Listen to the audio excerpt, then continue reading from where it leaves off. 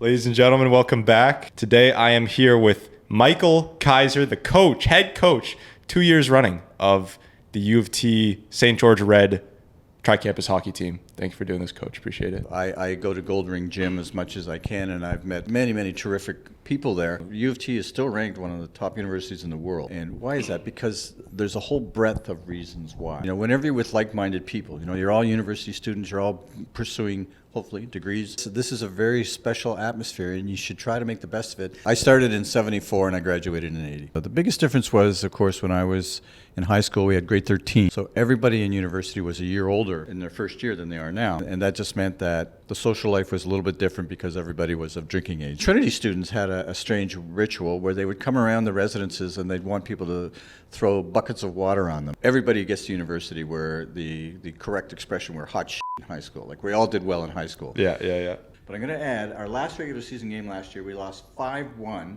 but we were shorthanded, and Carter Ponce beat 3 guys and scored that only goal. I didn't mean to insult him by saying, Carter, where'd that come from? Because it was, I wrote screenplays and got paid to do it. I know some actors who are very high profile now. The passage of time when you get older is a wonderful thing. I think about it like I'm in this building, and I remember being across the street in 1978. I remember walking along the street 40 plus years ago, and I think, wow, it's me, and it's here, and like everything's changed, but it hasn't. Ladies and gentlemen, welcome back to the VoV podcast, Voices of Vic. Today I am here with Michael Kaiser, the coach, head coach, 2 years running of the UofT St. George Red TriCampus hockey team. Thank you for doing this, Coach. Appreciate it. Hi, Carter. Thanks for having me. So, decent season this season. Last season was amazing. This is how, obviously, we know each other. I played on the team last year. It was a great year, memorable year. I'm not back again, mainly because this has been taking up a lot of time, but I appreciate that you can come and do this. My pleasure. So, talk to me about why you got into coaching. I actually never knew the reason why, because St. George Black had a bit of a rocky season last year with their coaching, but you stuck through, and I think you were a huge reason for why we ended up winning the whole thing. Well, I'll keep it as short as I can because I've told the story a few times. Club Day in 2022 in September, which I did not know was Club Day. I went down to UofT because I've had long-standing connection with UofT ever since I graduated, and I was actually looking to find some students to play in a hockey game that I was running. So I thought, well, this is a good place. I need to grab some students. So I went down on what I found out was Club Day. I got out of St. George at Bedford, turned the corner in Devonshire, and there were literally wall-to-wall undergrads from Bloor Street to Hoskin. It was just packed, and I thought, what did I just walk into? And then I realized it was Club Day. So it took me 20 minutes to get through that crowd, and I guess I initially was looking for the intramural booth, and I didn't find it. So I thought, okay, I'll go to Hart House, and I went over to Hart House and had a nice chat with somebody there, and there was no options there. And then I went to my college, University College, and it was shut down. There was actually a couple of people there, but they were getting ready for their orientation stuff, so there was nothing going on there. So that actually took me, that whole thing took me about an hour and a half. Now, okay, so then I thought, well, I'm going to go home. I'm going to go up Philosopher's Walk because I just want to avoid the traffic. And if you know Philosopher's Walk, most of you probably do, there's a junction point where you can go straight up to Bloor. You can turn right to go through the museum and Howard Johnson's, or you can turn left onto Varsity. And I thought, well, I stopped and I thought, well, why don't I just go and maybe talk to Varsity, maybe put a poster and sign in Varsity or something. So I turned left, and that changed everything. I turned left, I went up to Varsity, I went in, talked to somebody for like 2 minutes, came out, and I looked out, I said, Devonshire had calmed down a bit, it wasn't as packed. So I thought, well, I'll walk out onto Devonshire. Ran into an intramural person, her name's Jen Kroll, and then Love Jen, Jen's great. Yeah, and then and she said, and I talked to her for like 15 minutes about what I was up to and what I was doing. We talked about, everything. And then she said, why don't you talk to Christopher Arnold? He's my boss. He's right there. And I talked to Chris, and I told him, gave him my spiel about, okay, this is what I'm looking for. I'm trying to add to my skate. And he looked at me, and he stopped me. He said, interested in coaching? And I thought, and to my shame, I actually took 15 minutes to decide. I should have taken 15 seconds. I got onto St. George Subway, got my phone out, and I said yes. And that's how I ended up. They had a hard time because of COVID. They had no legacy coaches. Everybody was gone. There was Yeah. nobody graduating and something. So this was now, I guess, the first week of September, and they like to get this done by the end of August at the latest. So they had one guy, and I became the second guy. And I said, sure. And that's how I ended up being a coach. And I said, when they started the tryouts, I said, well, red was University College colors, so can I be St. George red? Yeah, sure, no problem. That's how it started. That's awesome. I think that the main thing, at least for me, I think for most of the guys in the room too, that stood out, which once again, I'm going to give you credit a lot through this podcast because I think I will take all the credit I can. Awesome. Carter, because I think that you're a key part just in that team. Like, yes, obviously the team, you have a bunch of guys, a bunch of players, it's the locker room, it's the coach, it's everybody all together. But there seems to be like a missing factor because what stood out to me is that the older you get in school and the less your aspirations of making it to the NHL become, the less serious people tend to take it. I mean, it makes sense, right? People aren't going out there trying to absolutely get injured or hurt themselves or do anything terrible. So, like, you lose a bit of that competitive edge, which for me is kind of sad to see because I love competing. I love playing to win. Yep. A lot of people are like, you just play for fun, play for exercise. No, I'm here to win. I want to score more than the other team. That's my goal, right? But no, you came in and you showed, I think, a level of dedication that a lot of players felt maybe was missing from that league and just university hockey altogether. Well, TriCampus is whoever put it together. It was a terrific idea. The execution of it is fantastic. I had the good fortune that when I was an undergrad, before your grandparents were born, that the league was, things happen in cycles. There's a lot of activity, a lot less activity, a lot of student athletes, not so many student athletes. At that time, there was an enormous number of student athletes. So I played in what was called the Interfaculty League, and it was just, the competition was excellent. There was 12 teams in the first division, 16 teams in the second division, and between 60 and 90 teams in the lowest level intramural division, where like anybody could play. That's crazy. So it was just a terrific league. So I thought TriCampus, and my first tryout, I said, this is exactly what I played. Yeah. So I was really impressed with the talent level, and I could look at my experience, which I thoroughly enjoyed my time playing for UC in a very, very competitive league. And it's just like, what's the goal? The goal is these guys are really good hockey players, and intramural provides a role for whatever it does. But the TriCampus is, we want to give the best athletic student experience below varsity. Below varsity, right. And that's it was whoever decided to come up with this, it was a terrific idea, and so I just dove right in and I saw what was possible, and I just ran with it, and it was the tryouts were a real awakening because guys could fire the puck, they were fast. St. George campus had two teams, so we had to have tryouts to create two teams. And last year, black and red. This year, blue and red. It was great. And as you said, it's an easy goal. What is the goal? The goal is not to create, although no one had played together because of COVID. Yeah. Although there were buddies and guys who knew each other, but it was a course of building a team and reaching a point where the guys felt like they were part of a team. We wanted to excel. We wanted to play the best hockey that they could play and let the results fall where they fall. So the circuit, for anyone who doesn't know, is 4 teams. You have 2 at St. George, 1 team for UTM, 1 team for Scarborough. How does the draft work when you and the other coach were trying to pick players for the 2 St. George teams? Like, a lot of people thought, would you make an A and a B, or did you try to make it even? Like, how did that conversation go? And add to the fact that the TriCampus is not just hockey, it's soccer, it's basketball. Yeah. It might be volleyball as well, I think. So it runs the whole gamut. Not contact football, that's not involved. So the purpose of the tryouts for the St. George teams was to create 2 competitive teams. So that we looked at everybody, and then you basically go into a draft and you sort of say, okay, I'll take this guy, I'll take that. You kind of assess, let's say AAA, AA, because everybody could play.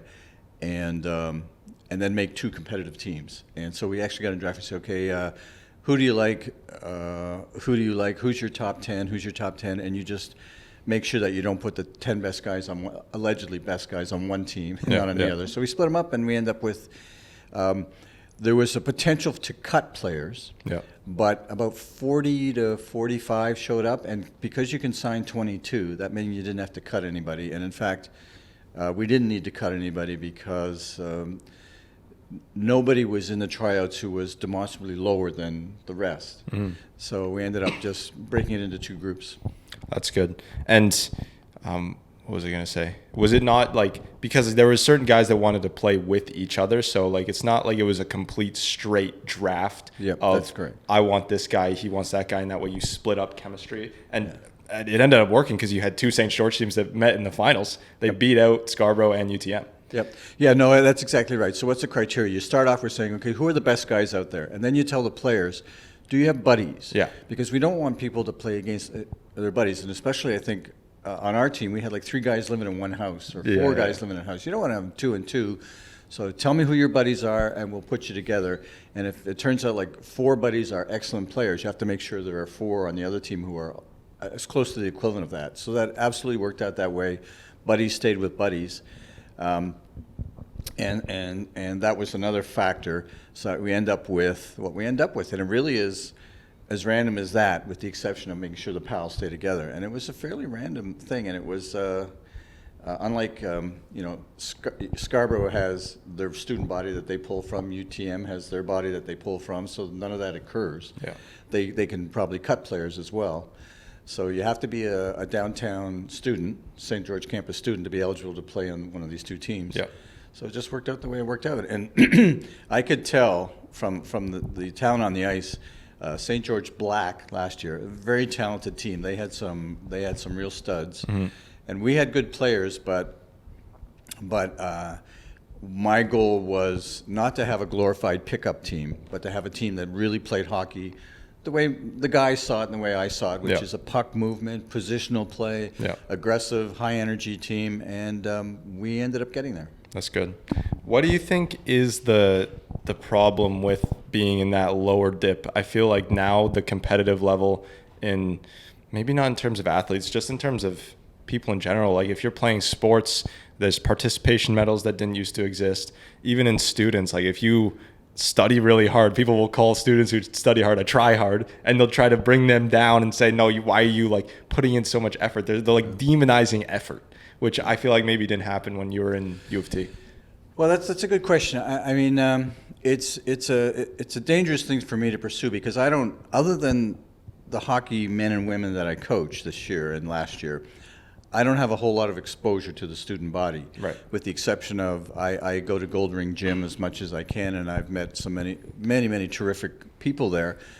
But again, they're student athletes. Yeah. So what's going on outside of that, I don't know. I don't know. You know better than I would what the participation levels is, and it's a concern for me because somebody says to me 2 weeks ago, "Do you know how to swim?" I said, when I was growing up, everybody knew how to swim. Now, that doesn't mean that they were good at it, but everybody knew how to swim. When I grew up, and again, I know it's a cyclical thing, and it comes and goes and it changes, but I played hockey in the winter. I played baseball and tennis in the summer. Only when I got to university did I start running. I did a lot of running when I was in my 20s. I played a lot of ball. I played in the UofT Open Softball League that existed between May and August. So it was in the summer. And I was part of the English team, the Department of English team, and then we were sponsored by the Duke of York Pub, if anybody out there knows of the Duke of York Pub. Yeah. And professors and guys, we just kind of met in various situations. So I played softball and that.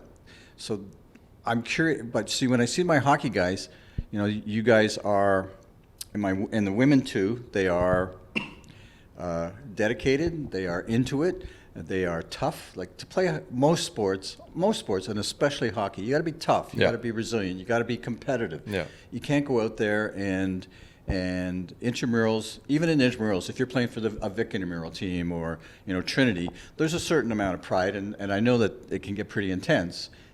even if the quality of the play isn't quite the same.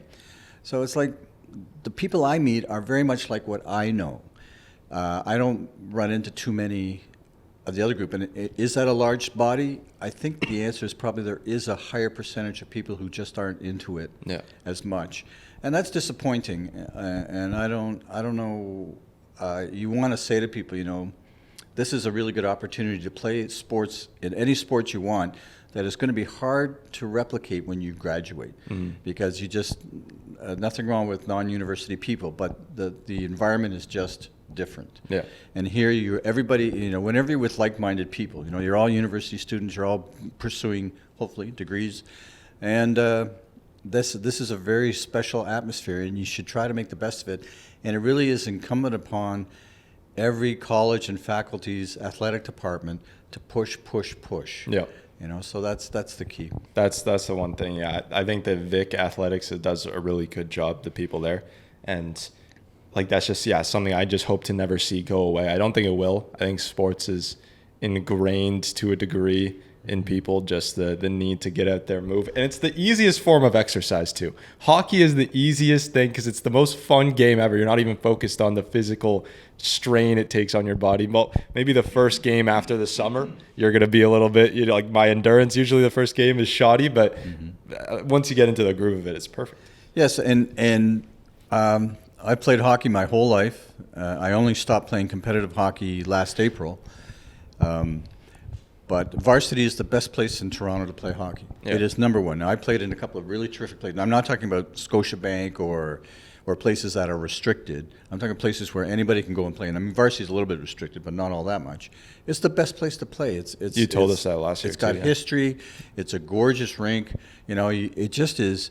When you start playing in these other places, which I won't mention, around Toronto, they are not anywhere near the experience of playing at varsity. So, you know, it's wonderful. And then Goldring is an off-the-charts gym. The AC is fine.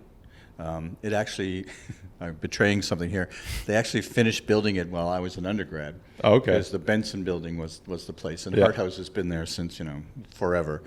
So Goldring is a wonderful facility. Basketball, volleyball, the bubble, varsity, although, again, I'm trying never not to be negative about anything, but my understanding is the turf is due for an overhaul. Yeah. Excuse me, but the facilities are off the charts. So you can take advantage of it or you can't take advantage of it. Now, that being said, even last year, I found two guys to join the team from drop-in hockey. They did not know about TriCampus hockey. So it's incumbent upon the department, and I know they try, and I think they need to work with very motivated athletic directors to say, we have a thing, you know, all these sports, and it's like as good an athletic opportunity for the student body short of the varsity program, which is tremendously demanding of everybody. So everybody should know about it so that they can make the choice, I don't want to, or that sounds interesting, and then play. Yeah. What do you think about like the way that the UofT fees work out? Because the idea would be, do you think it's better for athletes to just pay to get into this league and maybe not pay for these clubs they're not in? Because there's a bunch of people who are paying for sports and then not even playing sports. You know what I mean?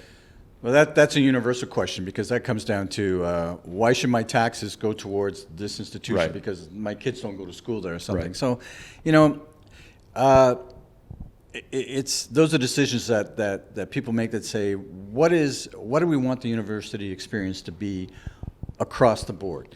And in order to fund that, we pull out of the tuition X amount of dollars, and so there's opportunity. So you say, well, not everybody can play varsity. You know, let's say the men's and women's teams about, I don't know, maybe 25 to 30 people, so not 300 or something. Yeah. But a lot of their money goes towards varsity programs, and I suppose there's other funding elements. But it's like, I hate to say it, but I'm sort of in that group that says there should be a pool of money that everybody pays into, and that pool of money gets divvied up to wherever it has to go, and you have the opportunity to participate or not. I'm not overly comfortable with people say, well, I'm not going to do any of those things, so why should my tuition dollars go there? I think that's a little bit, I would like to see a more broader perspective than that. Got it. Just in terms of, because I understand what you're saying. Because they were concerned not with, I guess, the individual experience of one person, rather the community that individuals will be able to kind of participate in. Yeah. And if you didn't do that, then some people might not even put forth any effort to create a league. You know what I mean? It's an easier pill to swallow when you know that it's coming out of the invoice no matter what. Yeah, I think so. I mean, hey, I didn't play chess. Yeah. Why should the chess club get any of my money? But you could play chess. You could play chess. As a matter of fact, I do play chess. There you go. But yeah, it's a question across all of society.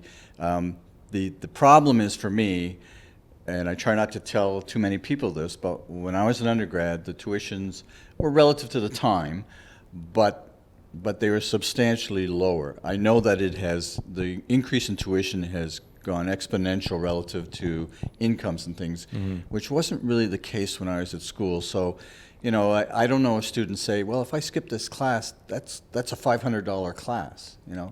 Nobody in my time ever thought like that. Yeah. Never thought like that. In fact, skipping classes was, that was part of the university experience. Yeah. So, so that reality is something I'm completely unfamiliar with. But I appreciate the fact that people say, okay, I went to on the hockey team I played on, there were dentists and ultimately dentists and lawyers and doctors, just like now. But we had a 16-game season. We had playoffs. Wow. We had tournaments. But these guys ended up being all those things. So how it's changed now, I don't know. I'm not really as close to the student body. I would like to be a little bit more involved with my college's alumni situation because I want to see really good things happening because there is so much value in it. And the absence of that, I think, detracts from the university experience if they miss out on that part completely. What are some other core big differences you've noticed from when you studied? In what year did you graduate? Not to out you right on the podcast. I don't mind it. I graduated in 1980. 1980. Okay. I started in 65. No, I didn't. I started in. I'm. If anybody knows the movie Animal House, I'm John Belushi. When he says 6 years of college down the drain, because in the U.S. 4 years is always the max. So I started in 74 and I graduated in 80. Okay, got it. So then, what has changed, I guess, in 40 plus years? Okay, so I lived in Whitney Hall. I grew up just outside of Toronto. So my very first year I actually commuted, and then I got into residence at Whitney Hall. And the biggest difference was, of course, when I was in high school, we had grade 13. So everybody in university was a year older just in their first year than they are now.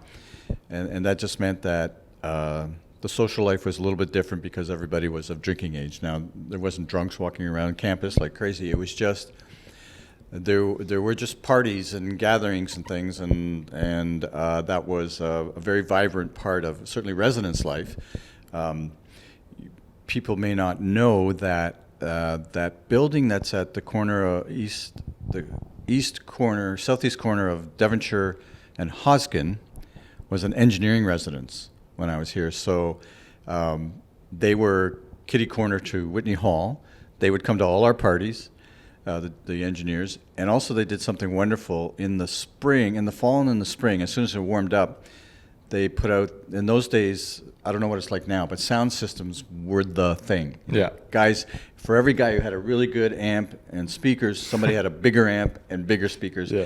And they put these 4-foot speakers into their windows on the southern part of the building and blasted the Beach Boys right across back campus. Yeah. And it was really cool. It was just really cool. So it was a very vibrant social experience.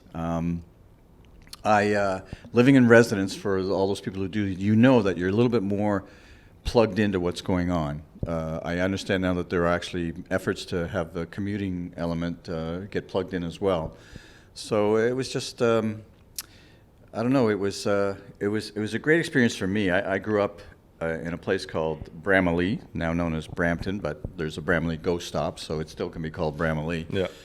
And it was extremely, it was very much the UK transferred west to Canada. But in residence, I was just saying to you off camera that this UofT is very diverse now, but it was just not as much, but it was very diverse when I was in residence. There were people from all over the place, from Asia, from I think the son of the Prime Minister of Jamaica or something was in our residence. So it was very diverse then too, which was really cool for me because I had grown up in a very homogeneous environment. Yeah. And then I came to UC, which was a non-denominational college, just like New College in Innis, and it was wonderful. So it was for me, it was a wonderful experience, and I got dragged into hockey. I didn't play my last year of eligible minor league. I played the year before, but a guy who was playing for UC that year, he was in his third year, and he knew me from home, and he said, "You're playing hockey." Yeah. So I started playing hockey. So it really was a wonderful time to be in school. There were some serious professors at UofT in those days. If any English majors out there or philosophy majors, a fellow named Northrop Frye, who was a world-renowned biblical scholar. Alan Bloom, who had left the U.S. because he was mad at the student movement in the '60s, and he came to UofT, and he's a world-renowned philosophy. He wrote the book on Plato's Republic. Like there's like a 4,000-page essay in addition to Plato's Republic, and he was teaching at UofT. So it was a great time to be at school. That's awesome. Did the engineers at the time do their cannon ritual where they go in front of residence buildings and blow it off in front of the whole building?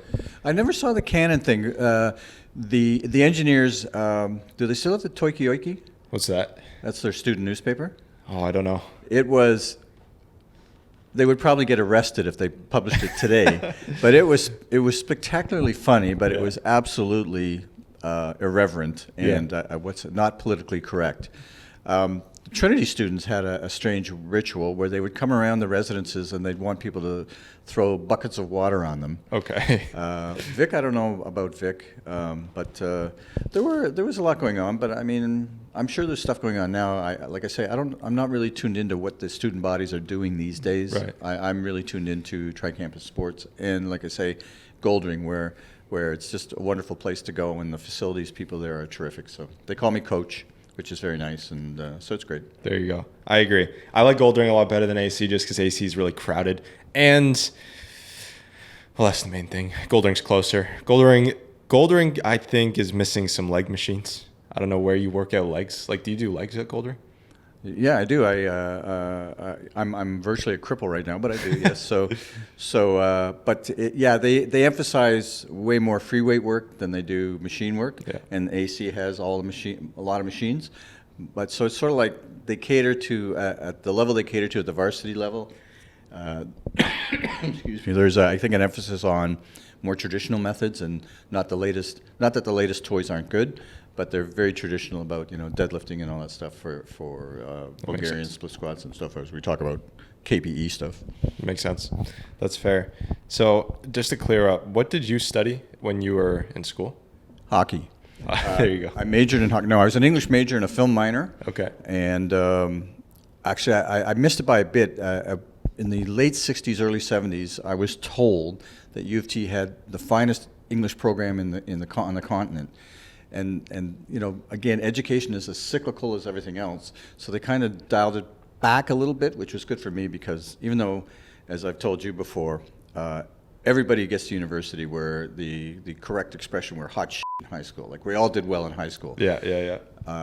So I was just like that. But in university, they had watered down the program a tad for whatever reasons, and maybe it was justified. But I had terrific professors.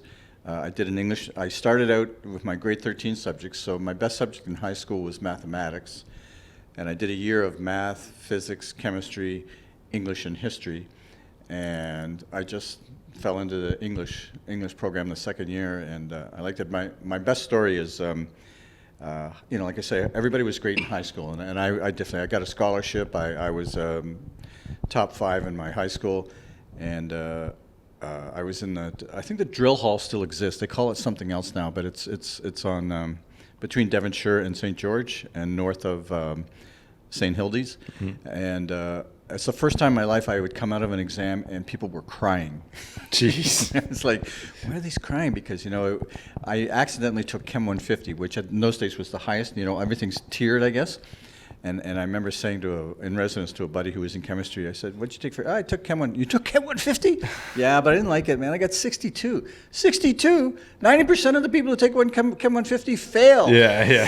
I didn't know that. Like I was so unschooled as to what was what. But when I got into the English program, I figured all that out. But yeah, that was a lot of fun. I mean, I did a math exam in varsity with the ice out, and drill hall, we did exams, so it was very different from high school, I got to tell you. Yeah. But that was a big difference. I had the same problem. I had the same shift because, like you said, hot in high school, you think like you're at the top of your game, because I went to a pretty good high school. Like on the Ontario rankings, it was number 13 the year before I joined. So maybe I got in and pulled it down the ranking and I ruined the school. But of course, the year before I joined, I remember it was number 13. So it was up there, and it was a French school at that. So in grade 12, in my math course, I got a 98%. This is in a very good high school in French. So I'm like, math is my thing. I'm going to be an all-time great in math. So let me go to UofT. I picked the hardest course, Math 157,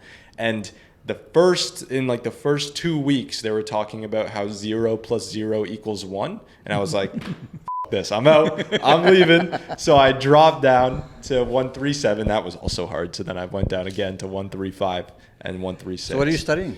So that's the thing. Originally I was going in to do actuarial sciences, which is like, actuarial sciences, what's that? You kind of have to give people an explanation to what that is. But obviously it's like assessing insurance risk. That's like the main thing actuaries are used for now. Yeah. But no, the math courses were too hard. So now I'm an economics major. So we'll see. If I'm going to be an economist, we'll see about that. I don't know.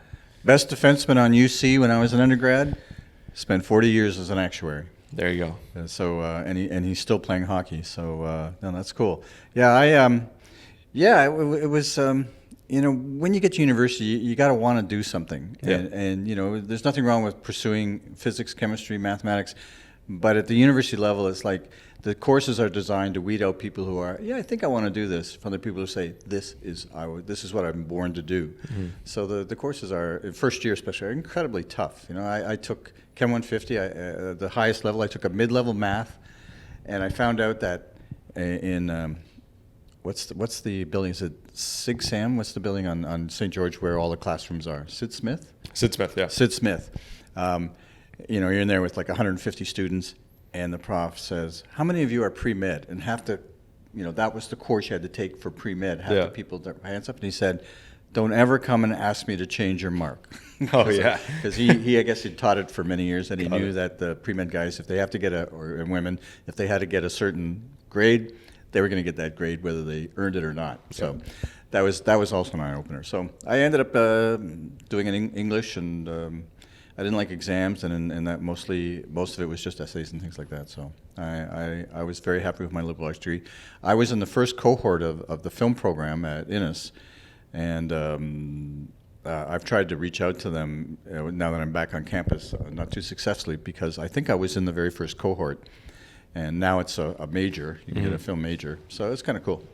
How has what was I going to ask you? Oh yeah, not to throw you under the bus here. I want to ask you a pretty hot question that I'd be interested in hearing your opinion on.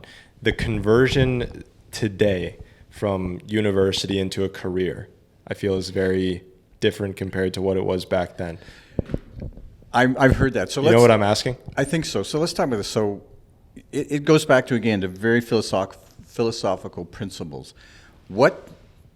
Why do you go to university? And there's always been, even from when I was there, even before I was there, there's always been this notion of you go to school to get a job, and if going to school doesn't get you that job, then you're wasting your money. Right. I mean that thought has been there forever. The other thought of it is going to university is more than just that. There's a whole world of experiences that you take for the rest of your life. Yeah. For all of us who did really well in high school,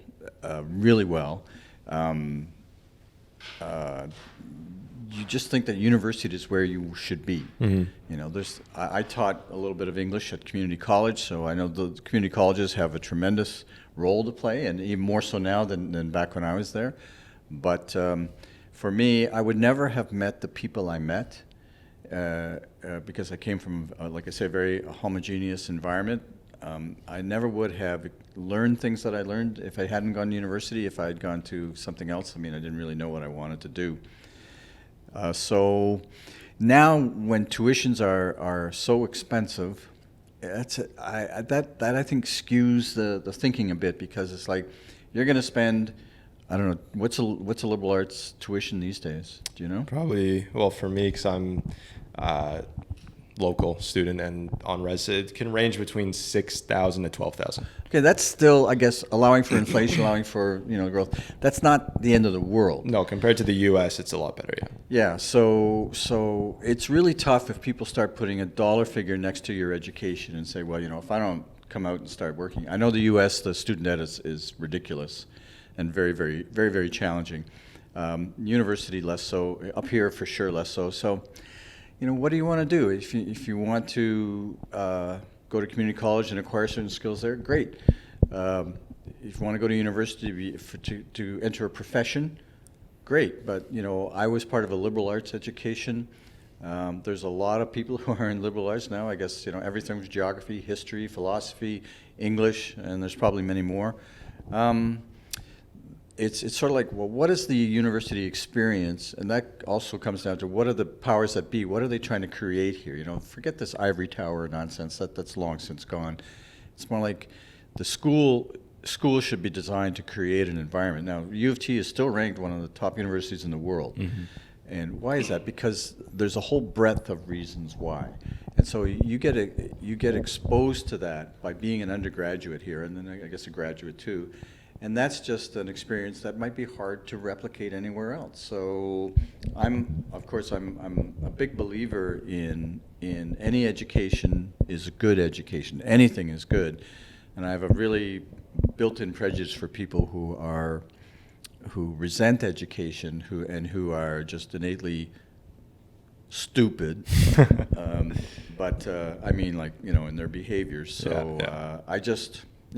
I'm a big believer in this, but I understand that it has to. If the money isn't there to really make it worthwhile and make it doable for as many people as possible, that's a problem. So when I went to university, I think a certain percentage of students went to university, and now I know does anybody graduate high school and not go on to post-secondary education, right. Whether it's community college? When I was a high schooler, there was a healthy percentage of people who didn't. Now I think that's changed a lot. There's got to be a lot more going somewhere, whether it's community college or university, and that's a good thing. Yeah. So in economics, what they teach us, this is in second year, that a healthy economy has a balance between two. They simplify it a lot. There's a lot. That's how economists do for a living, is simplify the world. But see, that's not the only way that the models make sense. But they categorize people into two, or categorize, I guess, workers into two groups: people that produce ideas, and then people that produce like product, like physical, like goods, right? And you have to have the right balance in place, because if you have, let's say, no people creating ideas and only people creating physical goods, then nothing's going to be made, because there's no idea to even make the good with. And the other way around too, if there's too many people making ideas and nobody making goods, then you're just going to have a bunch of thoughts and never get anything done. So the problem now, I think, with the crazy high rates of university, like people going to university, is these are people who are trying to get into these upper level positions, where I think we're going to have a point where there's too many people looking to create ideas and not enough people looking to do the physical labor jobs, like the trades and all that kind of stuff, which we're already seeing there's like a decreasing interest and like a lack of them in the economy. Yeah, it's in the market. Again, I think that's also a cyclical thing, and it's hard to tell. I mean, and it's always sad when you say, well, we got to cut back, so we're dropping our art program, our music program, things like that. And yet, you know what, I've had a lot of jobs over my life, way more than I should have, and but you know what, I've done a lot of writing, and so some people don't write very much. I've written a lot. I like to write. I like to put thoughts together and express things. That the creative element, coaching, teaching, is a very creative experience. You know, you look at a situation, you assess human beings, their strengths, their weaknesses, their various skill sets.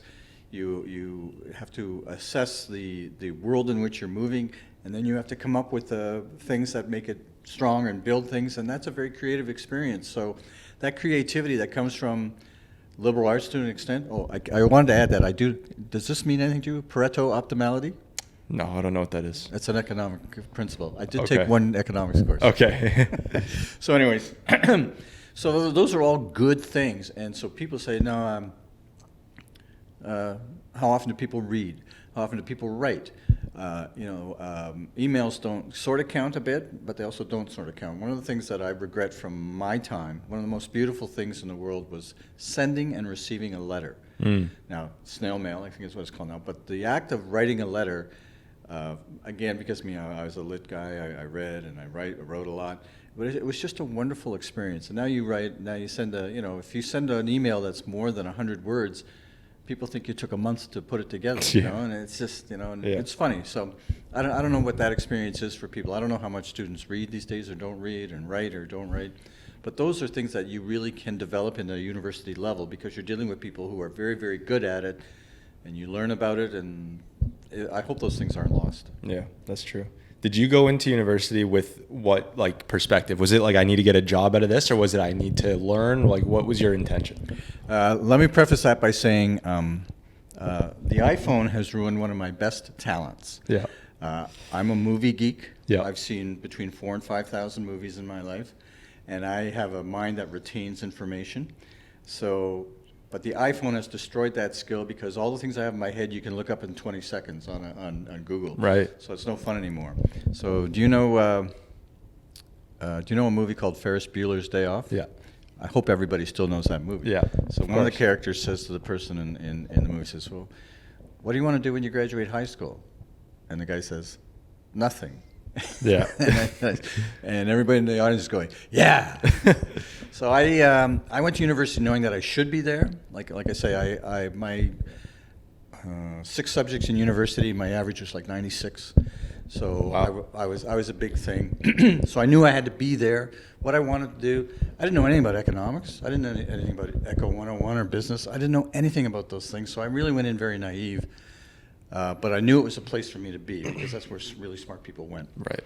It's the next step. Yeah. So once I got there, when I graduated, I still didn't know. Yeah. But I knew what I didn't want to do.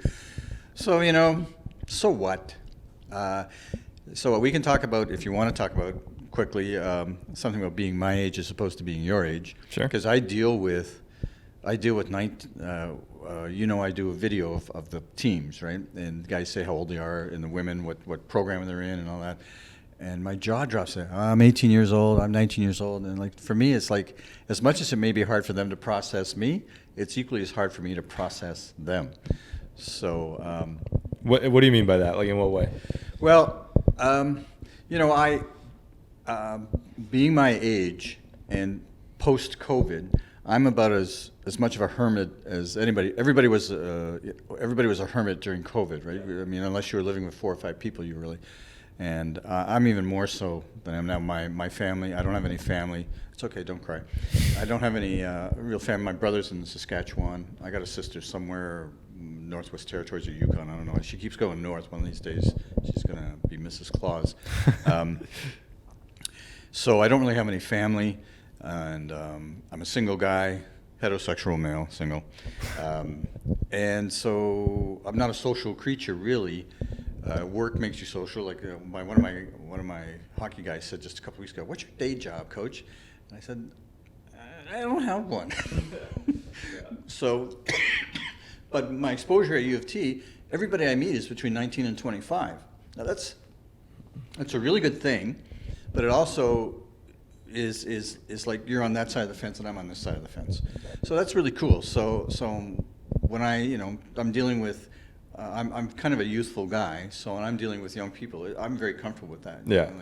The story about, you graduate, you turn 30, and the next thing you know, you're 65. And those 35 years just disappeared, right? Because you're an old guy by the time you're 30. That was never me. So So it's great, but it's also it's just when you get older, it's just something that you can reflect upon. Like, wow, like these guys are just starting out, How old are you now? 20. 20? Yeah. God damn. So that's cool. And of course, I don't really dwell too much on my age. You want to know how old I am? I'm 68. Okay. But like I said, I was playing hockey right up until last year. I'm a youthful guy. My friends are youthful, just like, we're young at heart and all that stuff. So let's talk more about the coaching you're doing now. Obviously, I want to talk about our run last year. We'll go through the whole story because that was like a storybook type season. I don't think. I mean, there's a terrible cliche like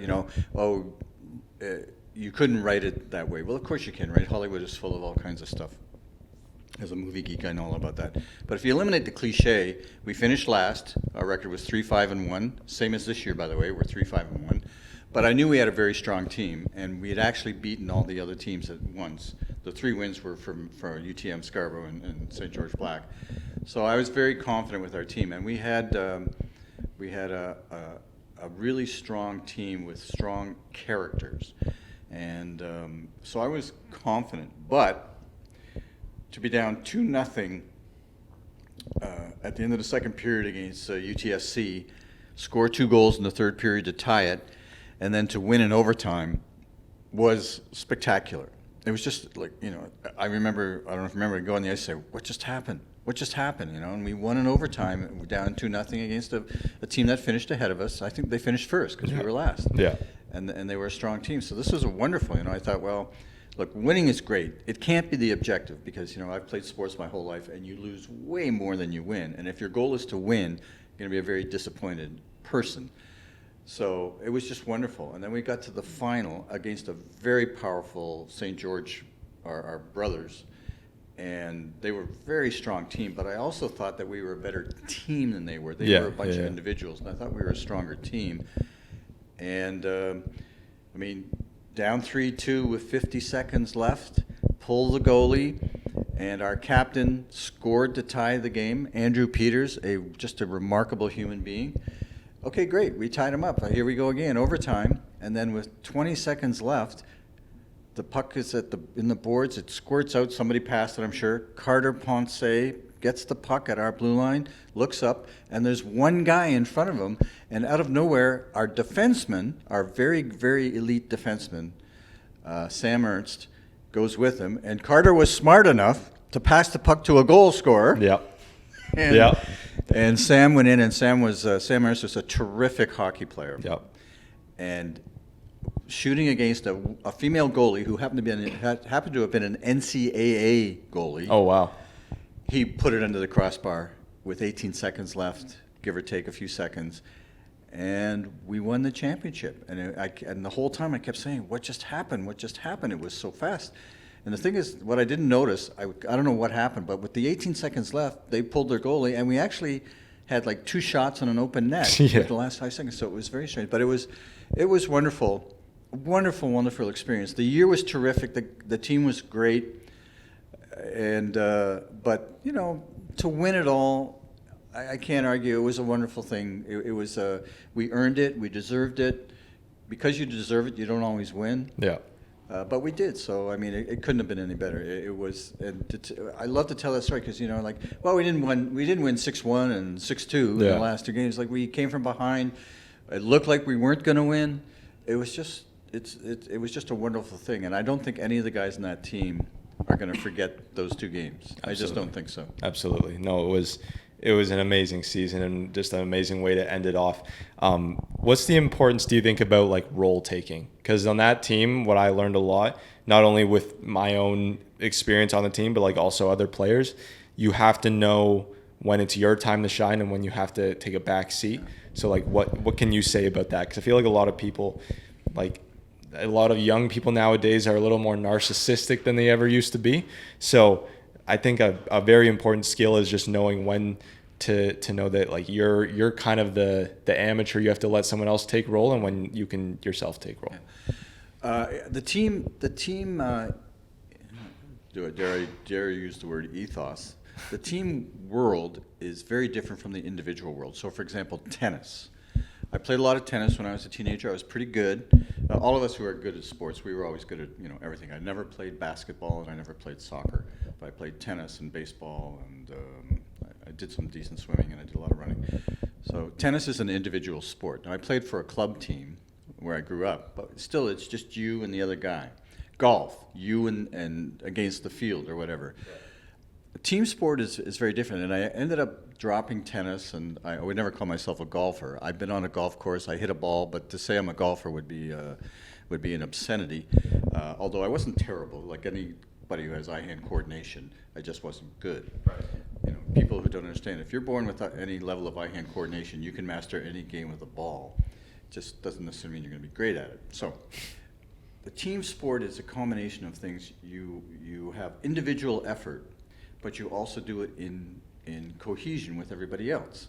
So your individual effort may demand that you do these things and not do other things. Like I'm joining the team, and I'm going to be the star of this team. That's never what we want to do. You want to join a group of individuals, and what I really tried to emphasize and push is we are a team. In hockey, it means moving the puck. It means positional play. It means attack and defend.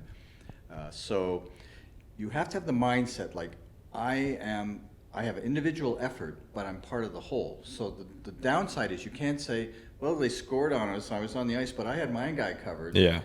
That's true, but it isn't quite good enough. Right. So yes, so it means that clearly there are guys who are not demonstrably better than other players, but they have better skills. They have goal scorers. They have guys who maybe skate a little stronger, guys who see if we talk about hockey, guys who see the ice better, who have a real, the modern expression now is your hockey IQ. And it's a very good one because it just means some guys understand the game better than others. And so what happens is if you are aware enough about that, you can say, well, I'm not going to be on the first line power play. I'm not going to be the guy I could be the guy who wins the game for us with a great goal. But I also, if I do my role and if I do my part, then I have really contributed to making this thing work. And that on our team, there might have been guys who thought they could have done more, but I think we had an excellent defense. The guys were great, and we had really strong forwards. And I would say that our captain, Andrew Peters, was a unique individual in that he wasn't like a superstar. He wasn't the Connor McDavid of the TriCampus League, but he was a guy who just felt like when he was on the ice, you felt safe. You felt like this guy is not going to make a dumb play. He's not going to do something stupid. But I'm going to add, our last regular season game last year, we lost 5-1. But we were shorthanded, and Carter Ponce beat 3 guys and scored that only goal. And I didn't mean to insult him by saying, Carter, where'd that come from? Because it was one of the best goals we had all year long. It was great. So well done. Thank you. That was you remember, don't you? I do remember. I'm surprised you remember. That was a good goal. Of course I remember. I remember almost all of it. That's awesome. But yeah, no, that was it was a wonderful experience. And, when you're 20 years old, you say, well, you'll take that with you for the rest of your life. Well, that's hard to say. Maybe you do, maybe you don't. We can talk about age again. And people say, well, I've had, my girlfriend's friends say, how old are you? I got to say, well, at the time I said, I'm 56. She says, I just can't process that. Yeah. It's like, because, they're 35 or something. They don't know what 56 means. So here's my recommendation. Have friends older than you and younger than you. Yeah. My best buddy is turning 81 in July. He goes to the gym 3 days a week. He's not a power lifter, but he's fit and he's healthy. And I've got 45, give or take, people who are under the age of 25 that I deal with between September and April. Yeah. And that's a wonderful thing. So keep that in mind. That's good. Yeah, no, that was a good goal. My girlfriend was there for that one, so that was huge. That was like a big one for like the security and just the overall joy of the relationship, right? You're like, oh, remember I scored that goal though. Anytime we get into an argument, you're dealing with the big athlete here, right? One goal all season. I wasn't especially close to my family, but through all kinds of strange reasons, I ended up with a purebred collie. And I gave it to my dad. So if I had been a prick to my dad my whole life, I'd say, hey, you see that 90 pounds over there? I gave that to you. Yeah. It was my wonderful dog. So anyways, yes, that's you're funny. Right. So what's the season now for this team? That's the thing, actually, I want to ask you, because last year there was no women's TriCampus for correct. hockey. That's now right. there is. It's a pioneer project. It's an excellent project. As anybody who's played sports, and I did my whole life, I interacted with, tennis was definitely as much women as men. Hockey, not so much, but though I did coach a UC's women's team in 1979, 80, or 81 or something. So it's existed. There's been women's sports, but so they were having trouble getting coaches again. And I said, look, I'll coach them. I coached women before. I don't mind doing that. And what happened was, it was so great because sadly, St. George just doesn't have a lot of women interested or aware of it, or maybe there just aren't that many. I happen to believe there's got to be many more women out there who could be playing hockey who aren't. Scarborough and UTM have very robust programs. They get 15 dressed for every game. We don't. We have 11. I have on St. George Ray, we got 11 girls plus goalie. St. George Blue, I think they got 9 plus a goalie. But the great thing was the desk at varsity, they walk in, red, blue, red, blue. That's how the teams were made. So my girls finished the year 7-2. We're in first place. Nice. We got a playoff game on Sunday. We're odds-on favorite. And again, like I said, that doesn't, just because you deserve to win and you should win doesn't mean you win. But it's a fantastic group and I asked them at the beginning of the year because, I'm not like a fossil, but like, what do I call you guys? Are you girls? Are you women? Are you ladies? And they said, guys is okay. Guys is okay, yeah. So guys, so these women are very into what they're doing. They know some of the guys on the men's team. Some of them have played some serious minor hockey. Some of them not so much, but they're a terrific group. And again, it's a first year. And one of the things I want to do with TriCampus, and I talked to my boss about it, is we got to keep making these programs robust every year. What can we do to make them more robust than last year? Well, more participation, more turnout, maybe more games. Like I told you, in 1980 we had 16 regular season games. Now we have 9. It's the same varsity ice. It's the same women's varsity team, men's varsity team. Eating up a lot of hours as they should. But of course, there's lots of reasons why that happens. And a lot of the time, it's money. If you play more games, you need to pay referees for more games than you do. So all that's a factor. But what can we do to make it stronger, to give it a greater experience? Now, I don't think you last year, I'd like to think you couldn't have had a better experience than you had. No. If somebody said, well, if we'd played 2 or 3 tournaments, that would have been even better. Don't deny that. Yeah. But for the year you guys had, I don't know how it's going to be hard to top that wherever you play going forward. Yeah. So the women are terrific, and they've played really well. And for me, that's more of a coaching. Both men and women are a coaching requirement for me. The skill level with the men is excellent. It is the legitimate notch below varsity. Although if you took a team in September and took 3 or 4 or 5 or 6 guys in September with the varsity guys, they wouldn't embarrass themselves. They may obviously look like they're not quite as good, but they wouldn't embarrass themselves. If you did in November, they would embarrass themselves because the varsity guys have got 20 hours a week on the ice, give or take, and we've got 2. Yeah. So that really makes a difference. But so the men's coaching, I really strive to do X kind of things, and with the women, it's sort of Y kind of things. But they've responded. But the principle's the same: teamwork, puck movement. Work together and play hockey a certain way, as opposed to put your head down and do this and try to go and score. The problem is when there's a disparity in skill level in the women's league, where the weaker players on the teams are demonstrably weaker than the stronger players. It is not too difficult for the better women to just skate through everybody. Got it. Which is impossible at elite levels, right? Right. Nobody is that good and nobody is that bad. So I really strive to help them reach the level of playing as a team. But it's a wonderful program. I want more. I want more women to be involved. I'm sure the league the TriCampus is going to try to communicate that to St. George campus as it's going. So it's only going to grow from here. I was at Scarborough Centennial last weekend, and I noticed some girls were coming in with hockey bags. I was there to teach an 8-year-old. Now, believe me, last time I spoke to an 8-year-old was my daughter when she was 8 years old. Yeah. So it's like that was a whole new world. But afterwards, the game was going on, so I went in and I spoke to a mother of one of the girls out there. Was under 18, and there's literally hundreds of girls in these programs. Like there's under 18B, under 18 double B, under 18A, under 18 double A, and there's like 6 to 8 teams in the league, and both benches were full, 15, 18 girls. Like there's hundreds of girls playing hockey. So with the women's professional league, it's absolutely exploding, and the university levels, we've got to. whoever are the powers that be, and whether it's York or us or what's that horrible name, TMU, and others, have got to really tell these people that, look, most of these girls are not going to play varsity hockey. It's a very narrow bunch. But there's lots of hockey still to be played. And if they can communicate that to them, then our women's program, TriCampus program, will be even more robust year in and year out. Because the men we had this year, we had a few more male players than last year. I would say overall the quality of there's more depth. The quality of play is a little bit higher. But that can be cyclical too. We were, St. George Black and St. George Red were the strongest teams. This year, the Scar was about the same as last year. UTM took some leaps. They got some serious studs on that team. And I think we have more depth this year, but I wouldn't necessarily say our team is better than last year's team because we had a lot of guys that were terrific hockey players and really smart hockey players. Mm-hmm. So we'll see. That's awesome. So go with some last closing remarks. I'm just wondering walk me through, let's say, an average week for you. What does a week look like? You have your, 2 games, 2 practices, I guess, if you have 2 teams? That's correct. So outside of coaching. An average week? Okay. Yeah.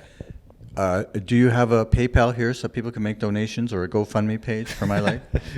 I live a very simple life. I can't say you learn, everybody's life is an adventure, and that's why I say I have nothing to tell a 20-year-old. I say, what would you say to a 20-year-old? These stupid interviews and stuff. Well, I would tell them, no, I have nothing to say to you guys, men and women, because you've got to live your life. You've got to make your choices.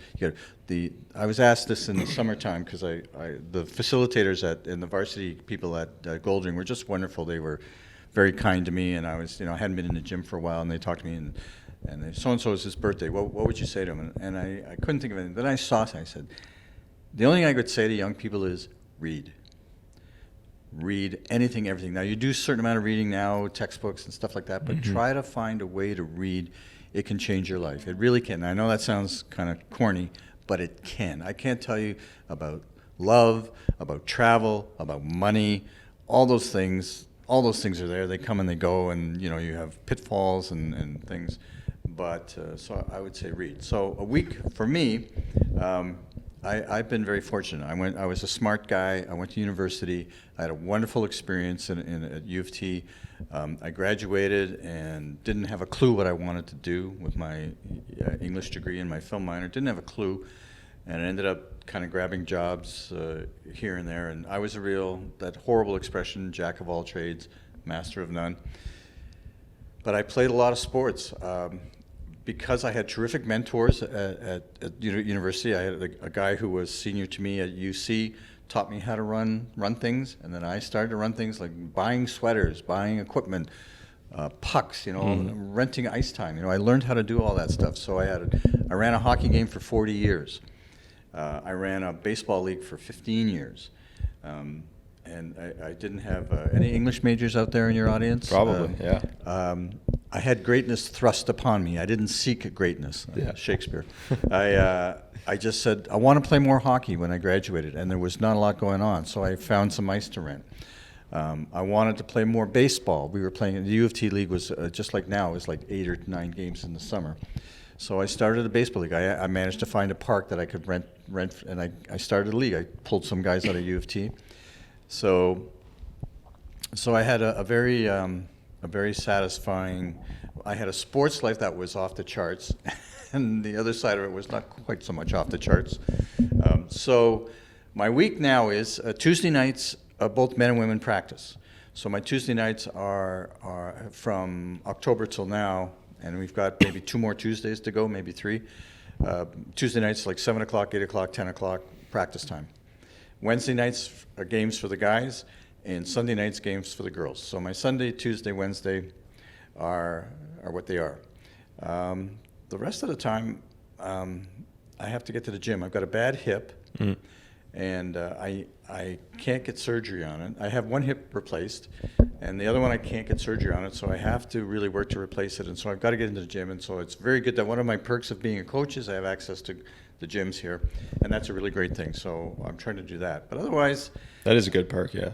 It's a great perk. Otherwise, like I say, I still watch way too much. I don't want to say TV. I watch programs. I'm not on Netflix, but I watch a lot of stuff. Like I say, I've seen a lot of movies. I have a mind that retains information. So whenever somebody says, "Yeah, I'm really good at trivia," I have my classic question. Yeah.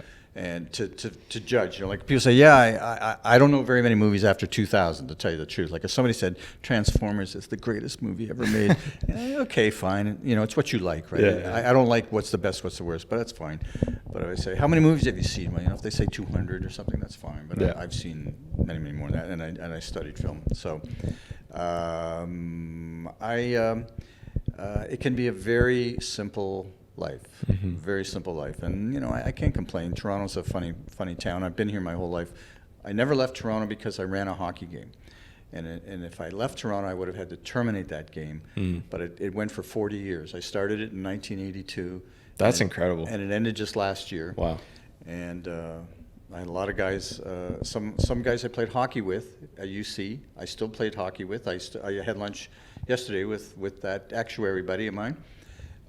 So I still keep in touch with some of those guys. Many of them are gone to the winds, but it's a quiet life, a very quiet life I lead.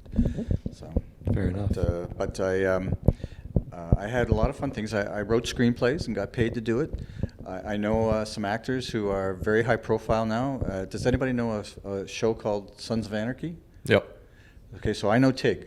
Okay. And everybody who watches that show knows Tig. Yeah. He's actually a Saskatchewan boy. Yeah. And he was in Toronto in the early 90s, and I happened to run into him through friends, and his name's Kim Coates, and he's kind of a cool guy. And I knew a couple of the guys I ran into. I had a job once working in a talent agency, so I met Martin Short and Howie Mandel, and Nice. when they were like 19, 20, 21 years old. So it was very cool, and I had aspirations of being more involved in that world, but that's cool. So anyways, so I've done a lot of writing. I've been paid to write many times, and I hadn't really coached that much. I've taught ESL. The last time I taught ESL was 2017, and I'm on a WhatsApp page, and 4 or 5 of those students, we're still in touch. We still throw a WhatsApp out every now and then, from Italy, from Colombia, from Brazil, from Russia. Nice. So that's really cool. Yeah.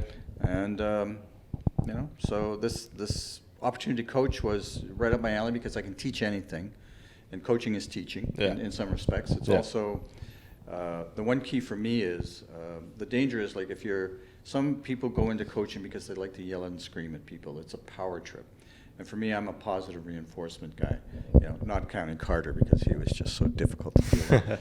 But I'm a positive reinforcement guy, so I like the experience of it. I want to have the players feel the same way I felt when I played. We didn't have coaches, but it was just a wonderful experience. I want them, as I told you guys and my teams this year, both the men and women, to say, in March, when we're done, whether we win or don't win, I want you to say this was worthwhile doing this year. And if they say that, then we've all succeeded.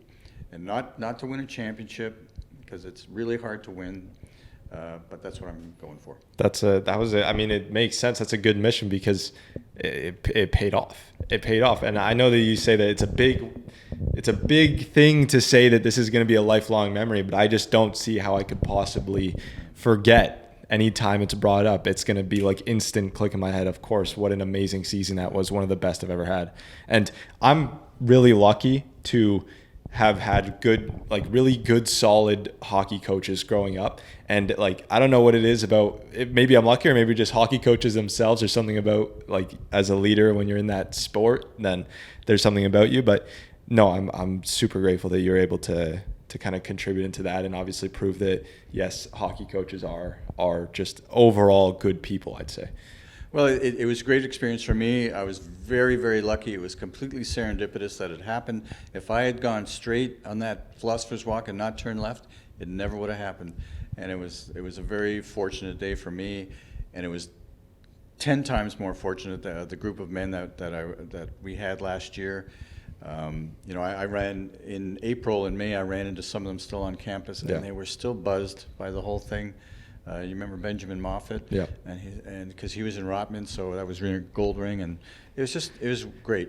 It really was a wonderful experience. And We in 1980 was my last UC game. We had a 2-game total goal playoff. We lost both games 6-1. I remember that. Yeah. But I do remember that I had the puck on my stick when the buzzer went in the second game. So my very last game at UofT, I had the puck on my stick. Yeah. I remember that too. But anybody, again, who's in university, their memories generally, as a rule, are pretty good. And they retain information more so than people who haven't gone through that experience. So I retain a lot. Another thing I will give credit to for is that in the winter break, the coach told me and some of the other leaders on the team to try to organize a social event outside of hockey to build the chemistry. I think that was a fantastic idea. We didn't have the whole team show up, obviously, but there was me, there was Michael, there was Sam, there was a few other guys that were there.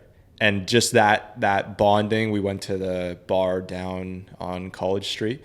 Just that bonding outside of like the rink, I think was really important to us winning that whole tournament.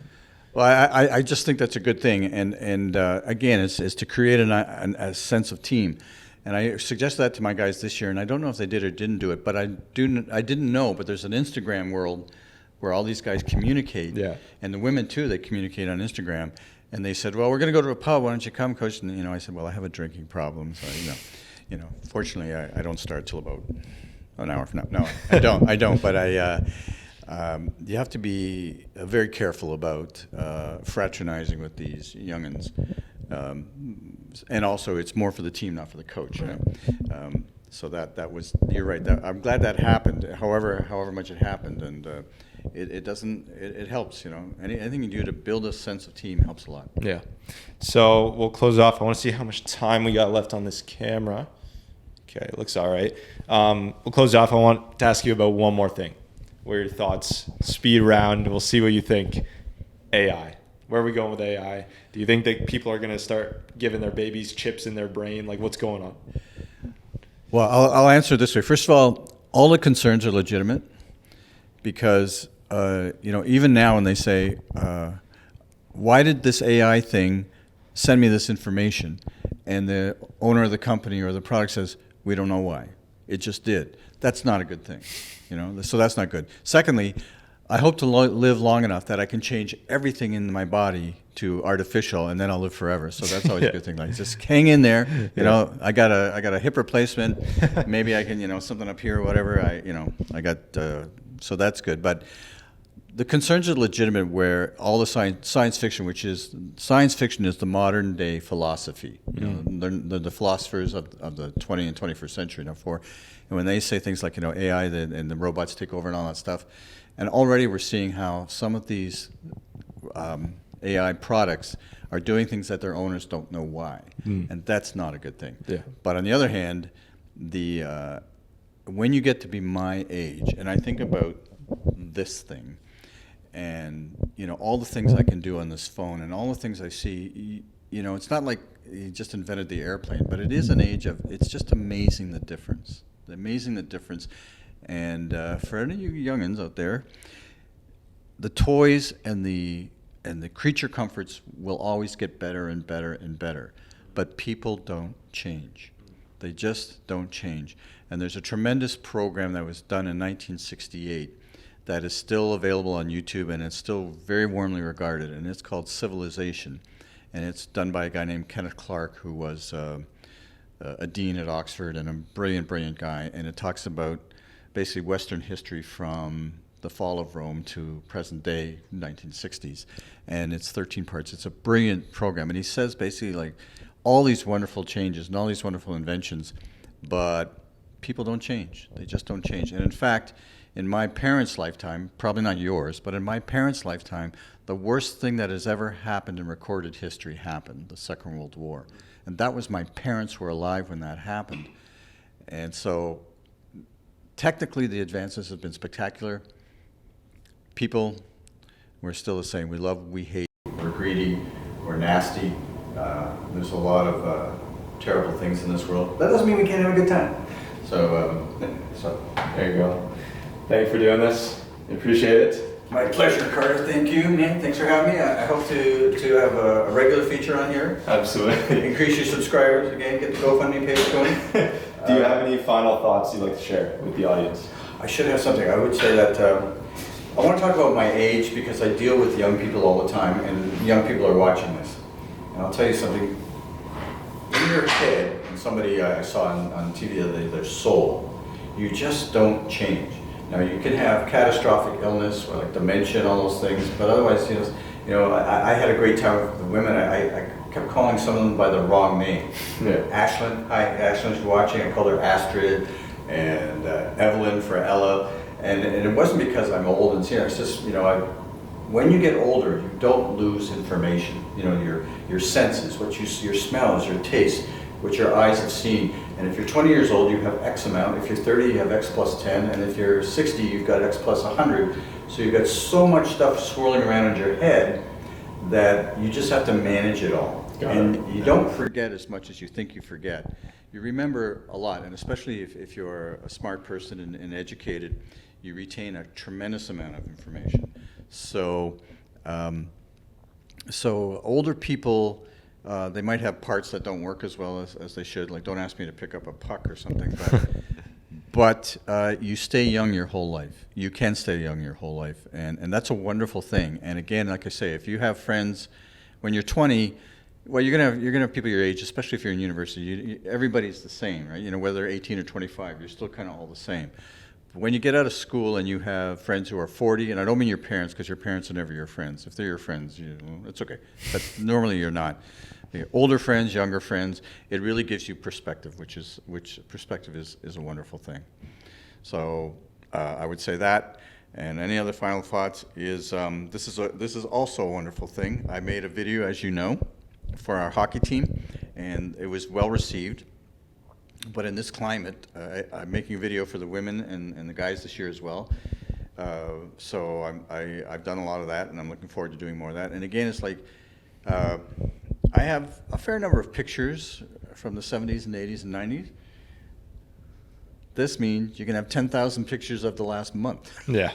So your ability to retain information and to have memories is greatly enhanced, and that's a cool thing. Yeah. So, but I'm a big believer in the passage of time when you get older. It's a wonderful thing. I think about it like I'm in this building, and I remember being across the street in 1978.